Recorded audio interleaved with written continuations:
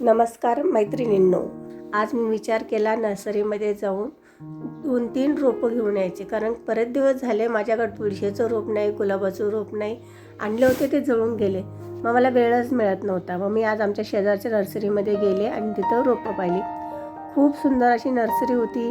विविध रंगबिरंगी फुलं, झाडं, गुलाबाची फुलं, असं मन भारावून गेलं.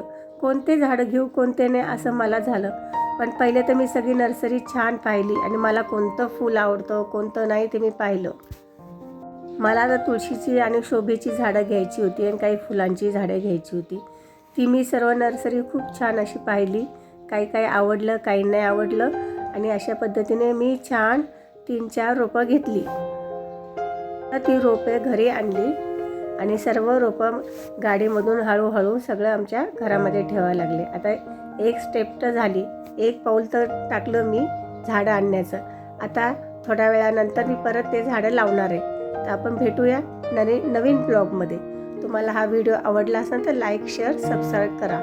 झाडे लावा, झाडे जगवा. झाडे लावा, पर्यावरण टिकवा.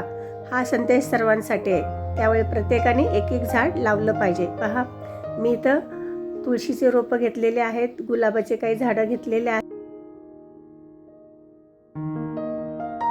झाडं तर आणली, आता त्याला आपण लावायचे आहेत. तर मिस्टरांची हेल्प घेऊन मी पुढील झाडं लावते.